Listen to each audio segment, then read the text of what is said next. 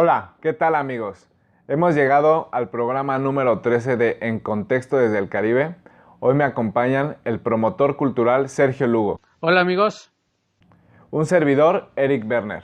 Para comenzar esta emisión vamos a hacer el análisis del tema local. En ese sentido elegimos el tema del 46 aniversario del estado de Quintana Roo, que se conmemora en este mes de octubre. Para ello cedo la palabra a Sergio para que nos contextualice este aniversario. Gracias, Eric. Pues bueno, como saben, antes de que fuera Estado, Quintana Roo era un territorio nacional y brevemente pues les comento que en la época de Porfirio Díaz, cuando estaba parte de la Guerra de Castas, pues el Imperio Británico quería a través de Belice mandarle, no quería, lo hacía a través de Belice, mandaba armas a los mayas para que se levantaran en armas, pero lo que querían el Imperio Británico pues era de que se separara la península de Yucatán de México, no porque realmente se preocupara por los mayas. Y bueno, con ese contexto, el 8 de octubre de 1974, por decreto presidencial del presidente Luis Echeverría Álvarez, se reformó el artículo 43 constitucional para que los territorios nacionales de Baja California Sur y Quintana Roo formaran como estados y a través del Senado nombraran un gobernador provisional que a su vez tenía que llamar a elecciones. Y el decreto tenía 22 artículos que contemplaban la elaboración y expedición de una constitución tanto para Quintana Roo como Baja California Sur para que pronto tuvieran también su propio congreso local. Entonces, el nombre de Quintana Roo se debe a Andrés Quintana Roo y él fue un personaje muy importante, nació en Mérida el 30 de noviembre de 1787, fue esposo de Leona Vicario y él estuvo en el Congreso de Anáhuac el 13 de septiembre de 1813, que es cuando Morelos hizo lo que podemos decir nosotros en la primera Constitución de México con los sentimientos de la nación. Entonces podemos decir que fue un constituyente y después tuvo diferentes cargos ya cuando se consumó la independencia. Entonces de ahí la importancia de Andrés Quintana Roo. Y yo quiero resaltar, pues ya como ahorita Estado Quintana Roo, lo bonito que tenemos en todo lo de las playas, resaltando el turismo, pero también el cultural, porque viene el turista extranjero, sobre todo el europeo, y nos pregunta, bueno, ¿dónde están los indígenas, no? Que quieren ver los mayas. Entonces, pues todo el sur de Quintana Roo, de Tulum, Carrillo Puerto y más abajo, pues está la zona maya. Y aquí ayer yo estaba platicando con el director de Asuntos Indígenas, Quetzal Zap, que me dice que también en solidaridad pues hay muchos indígenas, ¿no? Que a lo mejor no están visibilizados. Entonces yo quiero resaltar esta importancia de este estado, que es como el gran hermano México, pero también hablando de la región del Caribe, que desde Quintana Roo nosotros podemos hacer varias cosas, y tú ya lo mencionabas en el programa anterior, ¿no? Ahorita con lo que puede ser con la CELAC y con Marcelo Ebrard. Claro, pues importante señalar que Quintana Roo forma parte de la península de Yucatán, es parte del gran legado de la cultura maya. Se tiene las zonas arqueológicas de Tulum, se tiene Cobá, se tiene Ixcabal, se tienen varias zonas arqueológicas importantes que inclusive hay otras que no se han desarrollado o les falta potencial turístico como Muyil o como toda la zona sur donde está Felipe Carrillo Puerto, como bien señalas, tiene un gran legado cultural, es la zona maya, el legado gastronómico también que existe es muy rico. Y viene en ese contexto el proyecto que tiene el presidente Andrés Manuel López Obrador del Tren Maya, que es la integración para convertir a México realmente en una potencia turística, porque en este aniversario del estado de Quintana Roo, pues sabemos que hubo una gran visión por parte del estado, como tú señalas, el gobierno de Luis Echeverría tuvo la visión de impulsar este proyecto que fue Cancún y que a su vez devino en todo el gran desarrollo turístico en Tulum, Playa del Carmen, Holbox, Isla Mujeres, todo esto que devino del gran proyecto de Cancún, pues obviamente ha quedado como sectorizado en la zona norte y ha faltado integrarlo con todo el gran estado de Quintana Roo, que tiene muchas bellezas naturales. Es importante también conservarlas, por ejemplo, se hace mucho énfasis en el impacto que pudiera tener el Tren Maya cuando vemos al sur de Quintana Roo que los menonitas han devastado la jungla y pues no se polemiza sobre eso. O tenemos muchos otros problemas como la privatización del agua en el estado de Quintana Roo, un gran rezago en materia educativa, cultural, institucional. tenemos que abatir ese gran rezago porque la bonanza turística es el estandarte de la entidad, pero ha quedado muy por debajo esa bonanza de lo que se pudiera hacer en el deporte, en la cultura. Y ahora con la cuarta transformación y este proyecto del Tren Maya, pues esperemos se pueda integrar un proyecto a nivel estatal y a nivel peninsular, como lo planea el presidente. Sí. No sé si quieras agregar algo. Pues que, por ejemplo, la zona arqueológica de Tulum, hasta donde sé, es la única que está enfrente al mar. Y yo leía ahí en un artículo de un especialista, pues de que todavía los mayas, pues cuando estaban en la guerra de castas, lo protegían ese lugar, y que ellos creen que donde está la zona arqueológica de Tulum hay como un túnel invisible que los conecta con el mar y que es como un pasaje para otro tiempo, ¿no? Porque decíamos que los indígenas ven al tiempo de manera cíclica. Entonces es increíble porque pues podemos ver, por ejemplo, Teotihuacán, en otros lugares, pero que esté la zona arqueológica frente al mar, creo que es único. Es único en el mundo, totalmente. Entonces, para finalizar, señalar que Quintana Roo es un lugar estratégico, como bien señala Sergio, de manera geopolítica.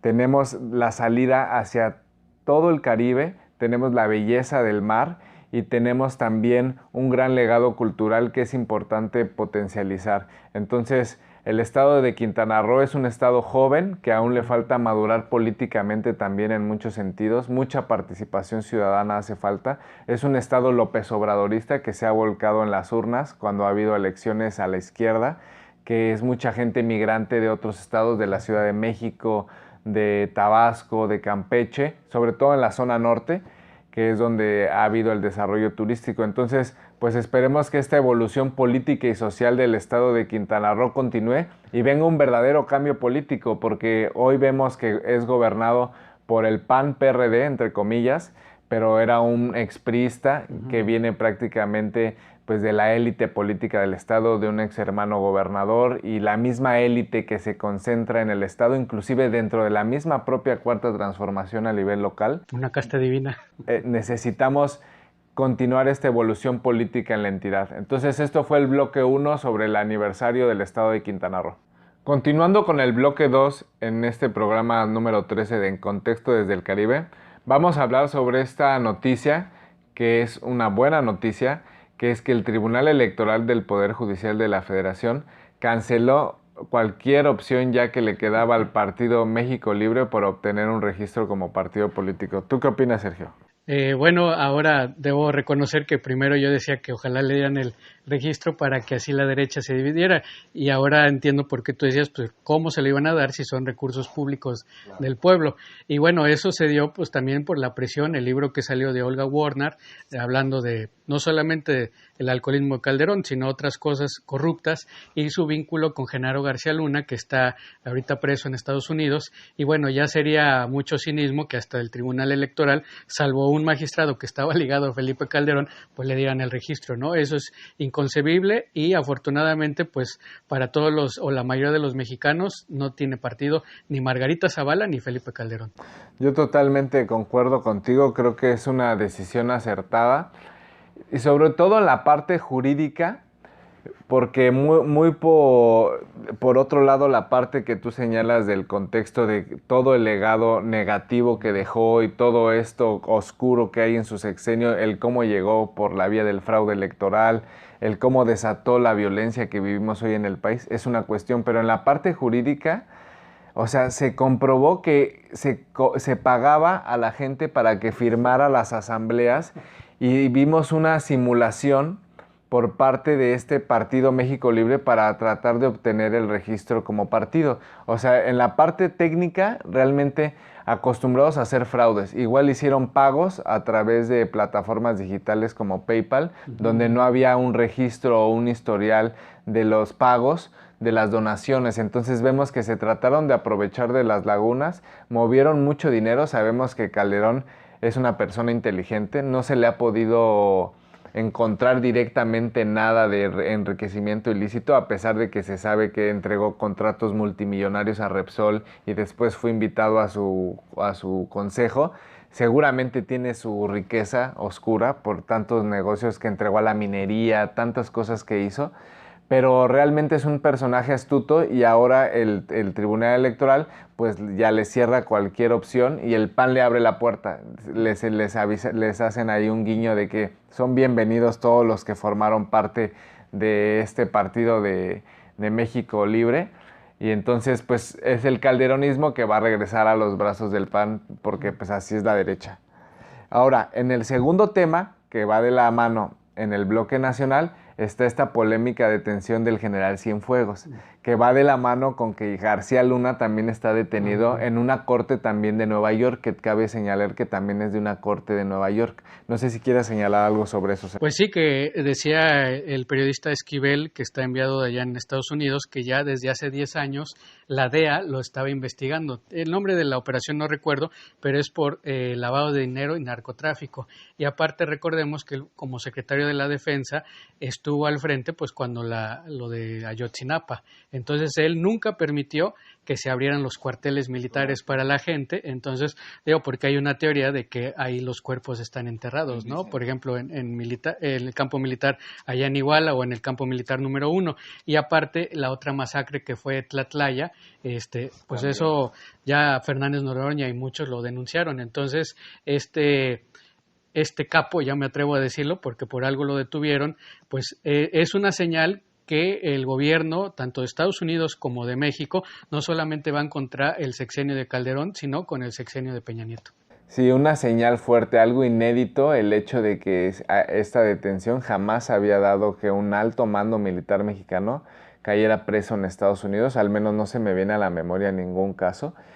Y creo que lo que estamos viendo tiene que ver mucho con lo que está pasando en Estados Unidos.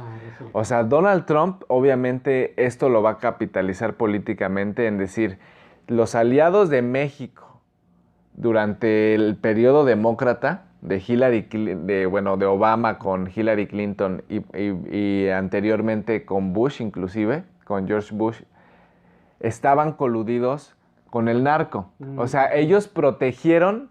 o sea, esto es muy importante señalarlo, lo de Wikileaks, que se documentó cómo hacían el tráfico de armas en esta operación secreta denominada Rápido y Furioso, donde se develaba cómo las instituciones de Estados Unidos operaban el tráfico de armas hacia el país. Era descarado. Entonces Trump está mostrando eso al mundo y cómo las instituciones mexicanas eran sus empleados para generar este caos político y social en México que fue utilizado también para imponer una agenda de reformas. O sea, cuando el país más violento estaba, aunque seguimos en esta espiral de violencia, fue utilizado mediáticamente para distraer y meter miedo en la población mientras se imponían todas las reformas estructurales que entregaban el último recurso geoestratégico que era el petróleo. Sí. Entonces, es importante señalar cómo Trump está teniendo una batalla al interior con lo que él denomina el Deep State, que es el Estado profundo, y López Obrador por su cuenta también está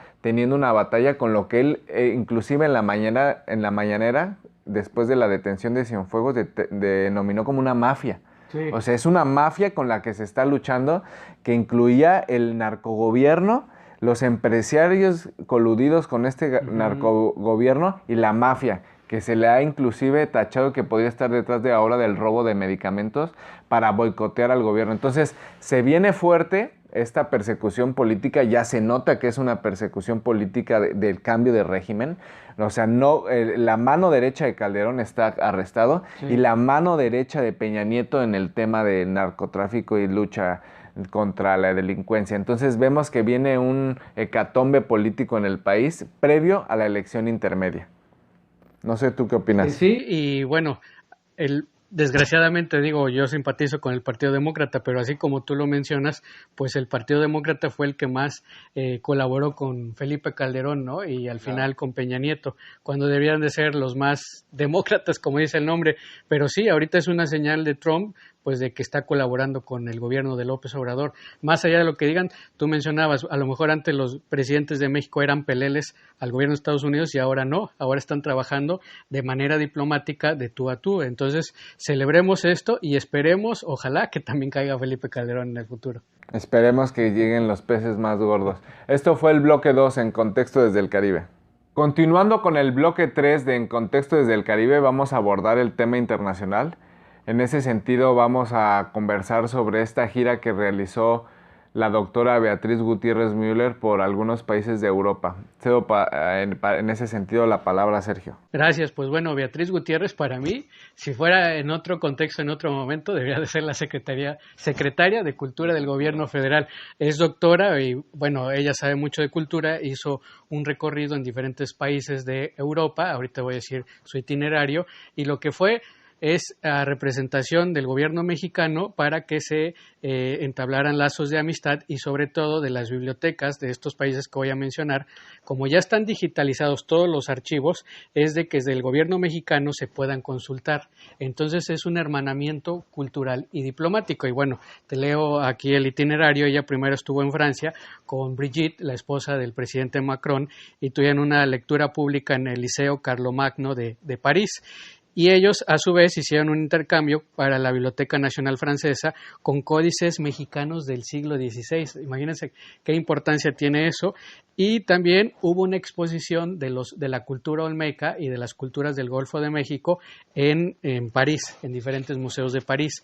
Después, en Italia, ella le entregó una carta del presidente López Obrador a mi tocayo, el presidente Sergio Mattarella, en donde también firmaron una carta de intención del acceso digital al patrimonio cultural de Italia.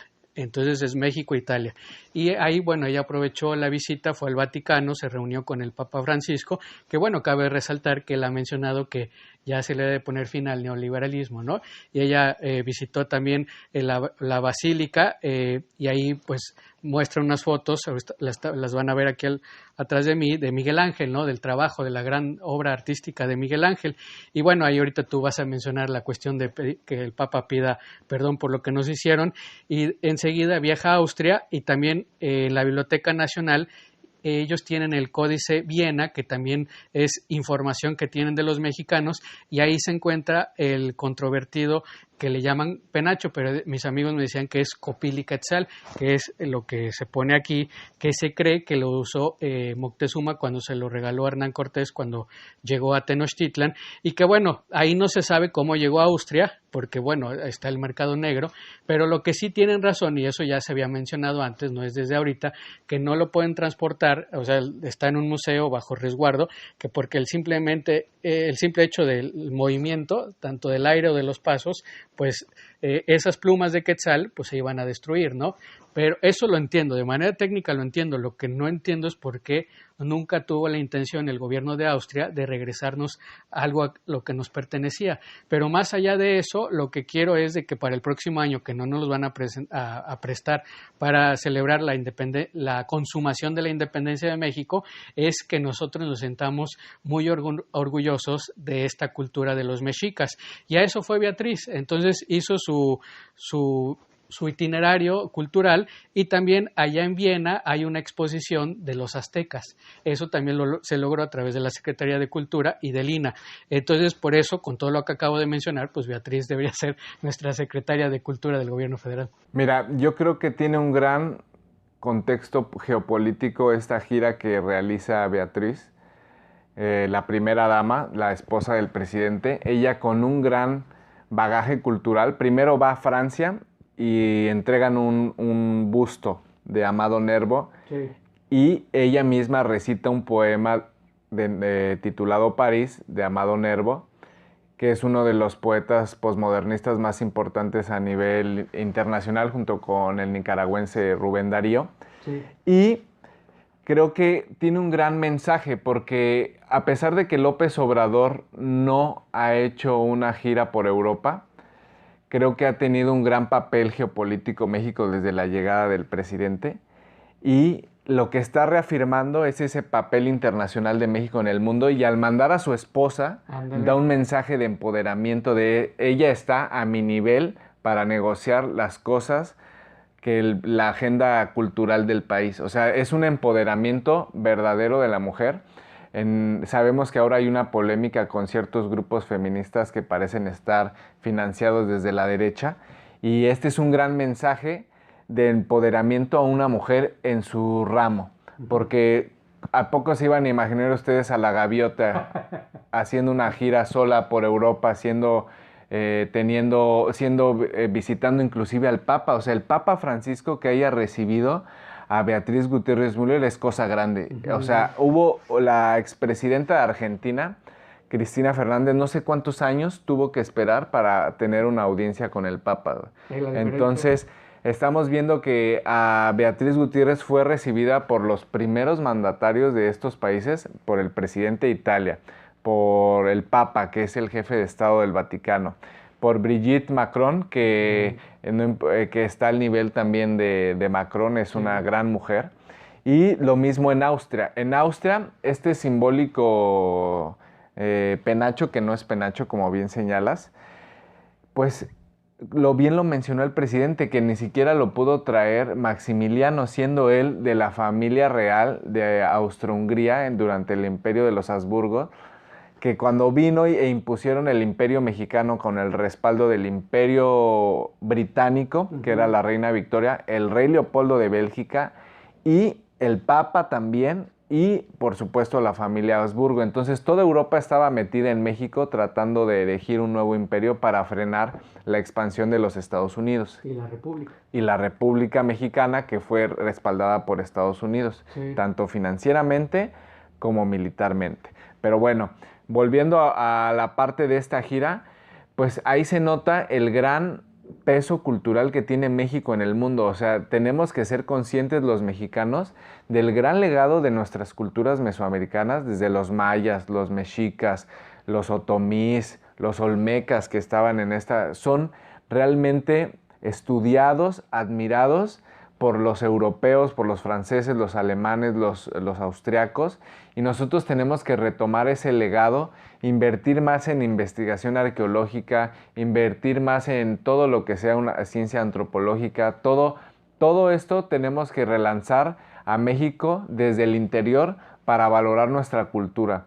Este mensaje que realiza la primera dama en nombre del presidente de México, Andrés Manuel López Obrador, es sobre el posicionamiento que tiene México en el mundo, en la importancia cultural que es inigualable. No sé si quieras cerrar este bloque con algo. Imagínense todas las exposiciones que ya hablamos, ¿por qué no hacer una exposición de Quintana Roo en Europa?